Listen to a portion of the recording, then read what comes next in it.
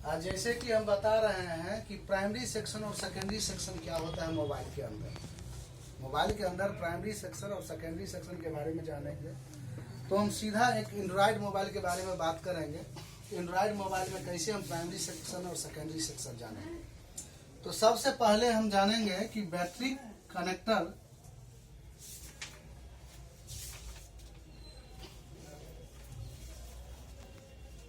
जिसको हम लोग बोलते हैं बीसी,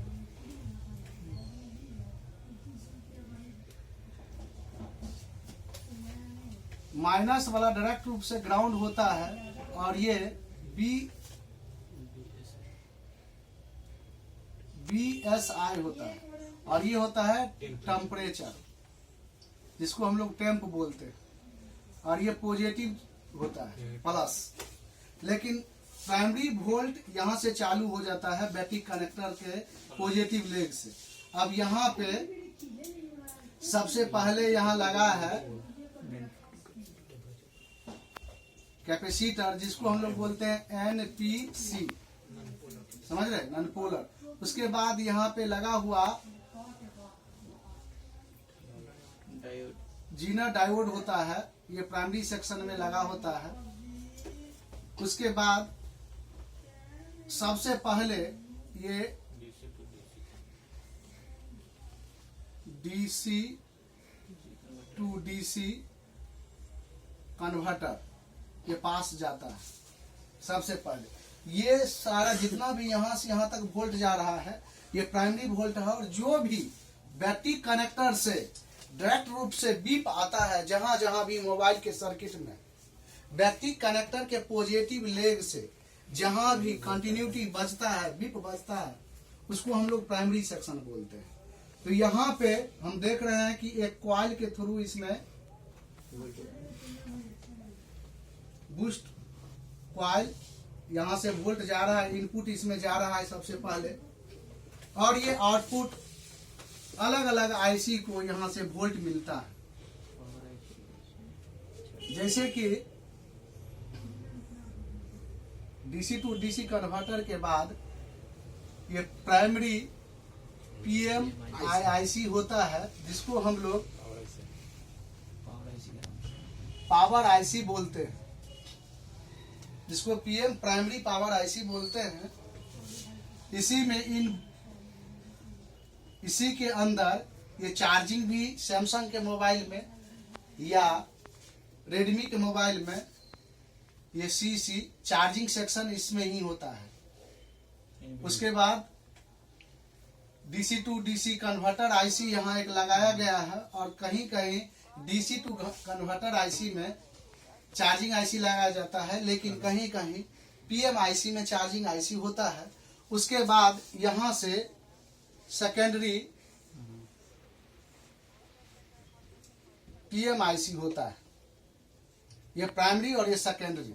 लेकिन प्राइमरी और सेकेंडरी वोल्ट जिसको हम लोग बोलते हैं, ये समझने के लिए जहां पे अब बैटरी कनेक्टर के पॉजिटिव लेग से कंटिन्यूटी बजता है, बजर रेंज है, और हॉट ट्रेसिंग के दौरान डायरेक्ट रूप से बैटरी लगाते ही अगर 3.7 वोल्ट से लेकर के 4.2 वोल्ट तक पहुंचता है डायरेक्ट रूप से जहां जहां, उसको प्राइमरी वोल्ट कहते हैं। समझ रहे? अगर प्राइमरी सेक्शन में शॉर्टिंग होगा तो ये पॉजिटिव और निगेटिव बीप आने लगेगा।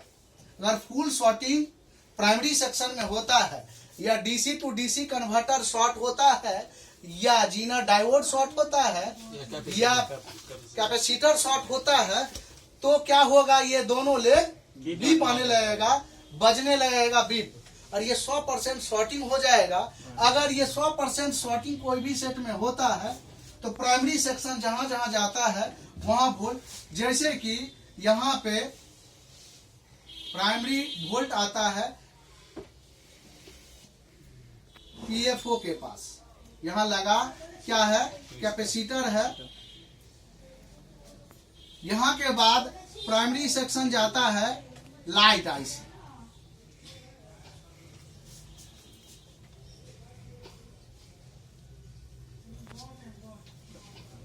अब यहाँ पे भी लगा हुआ है एक NPC, इसको हम लोग क्या बोलते हैं, NPC। इसको हम लोग क्या बोलेंगे, NPC। जैसे कि यहाँ पे कंटिन्यूटी यहाँ से बजेगा बीप, यहाँ पे बीप बजेगा, यहाँ पे बीप बजेगा, ये सब प्राइमरी सेक्शन है। और यहाँ के बाद ये सेकेंडरी सेक्शन जा रहा है यहाँ से। कहाँ जा रहा है सेकेंडरी सेक्शन? ये। और ये हो गया प्राइमरी सेक्शन। बैटरी कनेक्टर से डायरेक्ट रूप से जहां जहां वोल्ट इनपुट होता है उसको हम लोग प्राइमरी सेक्शन बोलते हैं। प्राइमरी सेक्शन का मतलब क्या होता है कि डायरेक्ट रूप से जहां पे वोल्ट पहुंचे बैटरी लगाते ही उसको प्राइमरी सेक्शन बोलते हैं। और जब सेट ऑन करते हैं तब जहां वोल्ट पहुंचता है उसको सेकेंडरी वोल्ट कहा जाता है। बैटरी लगाते ही डायरेक्ट रूप से उसके परिपात में कुछ लगा हुआ नहीं होता है, डायरेक्ट रूप से कोई आईसी लगा हुआ नहीं है। बैटरी कनेक्टर से डायरेक्ट रूप से पीएफओ के पास, लाइट आईसी के पास, DC to DC converter IC के पास डायरेक्ट रूप से वोल्ट जाता है। इसको प्राइमरी सेक्शन बोला गया है। अगर फुल शॉर्ट होता है तो आपका सबसे पहले प्राइमरी सेक्शन को ही चेक किया जाता है, लेकिन सेकेंडरी सेक्शन में लगा हुआ एनपीसी अगर शॉर्ट हो जाए तो बैटरी कनेक्टर शॉर्ट नहीं बताएगा।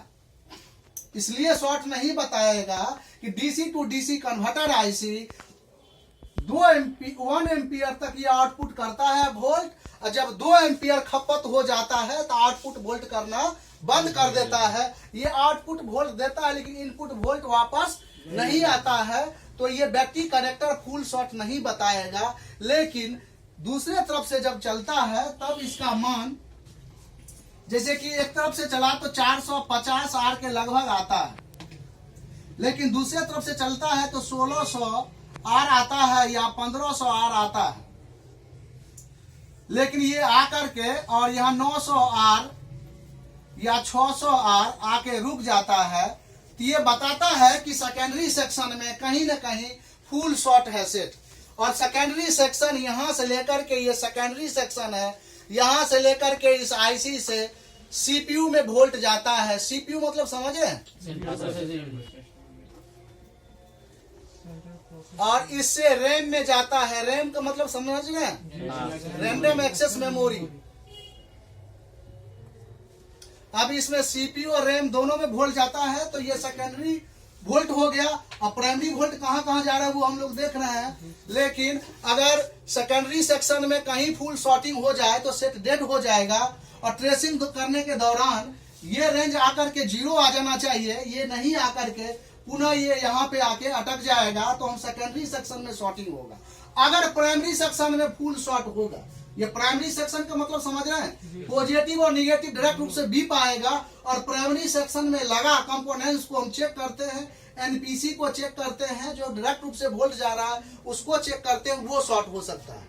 अगर यहाँ दोनों पोल बीप मारता है, फुल शॉर्टिंग आता है, तो हो सकता है कि एनपीसी खराब हो सकता है जीना डायोड खराब हो सकता है कि बूस्ट कॉइल खराब हो, इसके नजदीक लगा कैपेसिटर खराब हो सकता है कि ये एनपीसी खराब हो, ये एनपीसी लाइट सेक्शन में लगा एनपीसी खराब हो।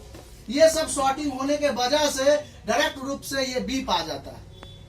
लेकिन सेकेंडरी सेक्शन में कहीं भी कैपेसिटर शॉर्ट होगा तो बीप नहीं होगा और सेट ऑन नहीं होगा। तो अगर ये मान आकर के रुक जाता है, पॉजिटिव और निगेटिव में निगेटिव लगाने पे इतना पे आके रुक जाता है, तो सेकेंडरी सेक्शन या प्राइमरी पावर आईसी या सेकेंडरी पावर आईसी में कहीं उसके नजदीक लगा एनपीसी शॉर्ट होगा।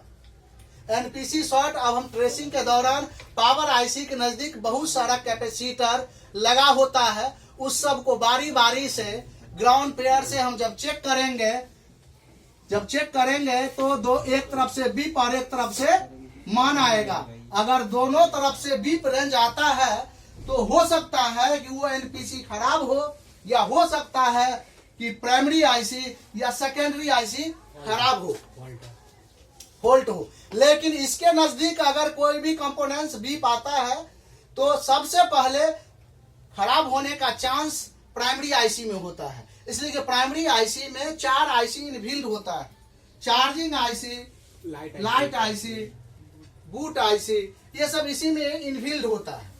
और सेकेंडरी आईसी सीपीयू और रैम को चलाने का काम करता है। तो अगर ये वोल्ट इसको इनपुट ना दे तो मोबाइल ऑन होगा नहीं सर। तो हम ये वोल्ट भी ज्ञात करेंगे कितना वोल्ट से एक रैम चलता है और कितना वोल्ट से।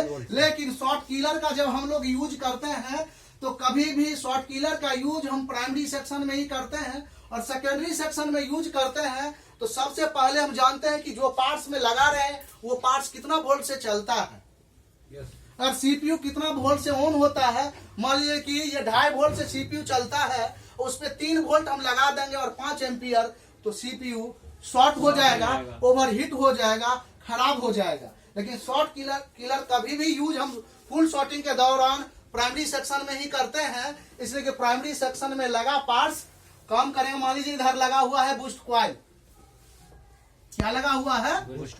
बूस्ट कॉइल लगा है और यहाँ पे लगा हुआ है कैपेसिटर। तो कैपेसिटर इस अब हम चेक करेंगे यहाँ पे, तो यहाँ बीप आ रहा है, बीप आ रहा है तो इसको ओपन करके निकाल लेंगे और इसका 2 पाथ होगा, एक होगा इनपुट और एक होगा आउटपुट। और इनपुट में अगर है तो DC to DC converter IC short है, अगर आउटपुट में है तो इसमें प्राइमरी या सेकेंडरी आईसी कोई शॉर्ट है या उसके नजदीक लगा कैपेसिटर शॉर्ट होगा और शॉर्ट होगा इसमें है। और यहाँ पे हम 3.7 2 एम्पियर से 3 एम्पियर हम देंगे 3.7 के लगभग। और इसके बाद में जो भी कैपेसिटर या एनपीसी शॉर्ट होगा वो ओवरहीट होगा, हम वहां से निकाल देंगे, प्रॉब्लम सॉल्व हो जाएगा। तो यहाँ